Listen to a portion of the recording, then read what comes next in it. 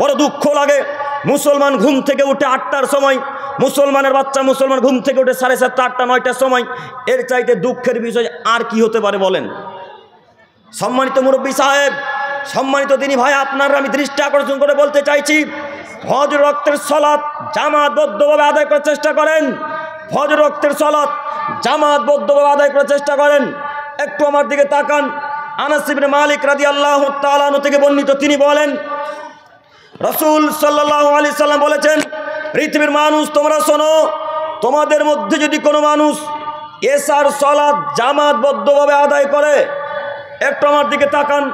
সালাতের ফজিলত দেখাচ্ছি আপনাকে, এর ফজিলত কত বেশি আপনাকে দেখায়, একটু দেখেন। হাদিসটা মনে রাখবেন, বাংলা অর্থটা মনে রাখেন। আল্লাহ নবী সাল্লাল্লাহু আলাইহি সাল্লাম বলছেন, আদমের ছেলে মেয়ে তোমরা শোনো, তোমাদের মধ্যে যদি কোনো মানুষ এশার সালাত জামাতবদ্ধভাবে আদায় করে, এশার সালাত জামাতে আদায় করে ঘুমিয়ে যদি যায়, অর্ধরাত্রি সালাত আদায় করে যত নেকি পাবে, এশারের সালাত জামাতবদ্ধভাবে আদায় করলে তত নেকি পাবে। আল্লাহু আকবার।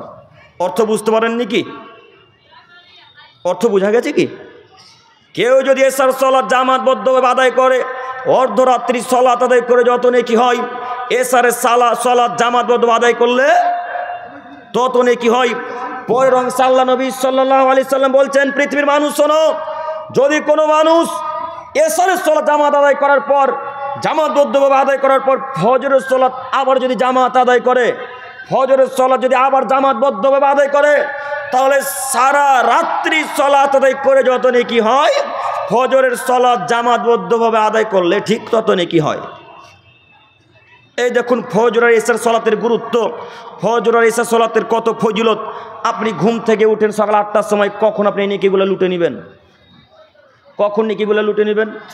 নেকিগুলো নেবেন কখন? আপনি ফজরের সালাত জামাতবদ্ধভাবে আদায় করুন, এশার সালাত জামাতবদ্ধভাবে আদায় করুন, ইনশাআল্লাহ নেকির পাহাড় উঠে যাবে। ইনশাআল্লাহ নেকি অনেক আল্লাহ তাআলা আমাদেরকে দিবেন, যা মুহাম্মদ সাল্লাল্লাহু আলাইহি সাল্লামের বাণী দ্বারা বোঝা যায়। আমি আপনাকে যেই বাক্য বলতে গিয়ে এত দূর চলে এলাম, আমি আপনাকে বলতে চাইছিলাম, ইচ্ছা মতো যদি কোনো মানুষ, কোনো মুসল্লি, কোনো নারী, কোনো পুরুষ নারী ইচ্ছা মতো যদি সালাত আদায় করে, তাহলে সে ধ্বংস হবে। আব্দুল করিম সাহেব একটু বুঝিয়ে বলেন। এবার আপনাকে বলি, জোহরের রক্ত শুরু হয়েছে যখন, তখন থেকে নিয়ে কাজ করা শুরু করেছেন, আপনি জোহর রক্তকে প্রাধান্য দেননি। আপনি মনে মনে বলছেন, একটু গল্প করে নিই, একটু দোকানে আড্ডা মেরে নিই, একটু মুদিখানা দোকানে থেকে যাই, জোহরের সালাতটা আসরের সময় আদায় করব। এই লোকটা ধ্বংস হবে, কথা আল্লাহ তাআলা বলেন।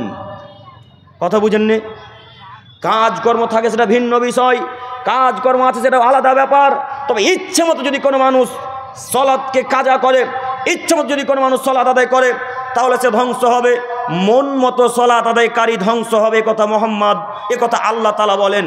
সম্মানিত দিনী ভাই, এখানে আরও একটি কথা মুরব্বী সাহেব, আমি আপনার দৃষ্টি আকর্ষণ করে বলি, আপনি আমাকে খারাপ নিয়েন না কথা, আপনি আমার কথাকে খারাপ ভাববেন না। আমি আপনার ছেলের মতো, আমার বয়স অতীব কম, আমি আপনার নাতিপোতার মতো, আমি আপনার হাঁটুর বয়সের থেকেও কম বয়সীর ছেলে। এবার আপনাকে আমি বলতে চাইছি, আপনি সালাত একটু রবকে দেখানোর জন্য আদায় করুন, সালাত আল্লাহকে খুশি করার জন্য আদায় করুন। বড় দুঃখ লাগে যখন মসজিদের ভেতরে প্রবেশ করি, মুসল্লিদের দিকে, বিশেষ করে বৃদ্ধ মুসল্লিদের দিকে যদি লক্ষ্য করে দেখা যায়, তো তারা নামাজে দাঁড়িয়ে এদিক সেদিক তাকায়, তাকাই না? কথা ভুল হচ্ছে কি? তো এটা ইচ্ছা মতো নামাজ হলো না। আল্লাহ নবী বলছেন, যখন সালাত আদায় করবে তখন কোথায় চক্ষু থাকবে?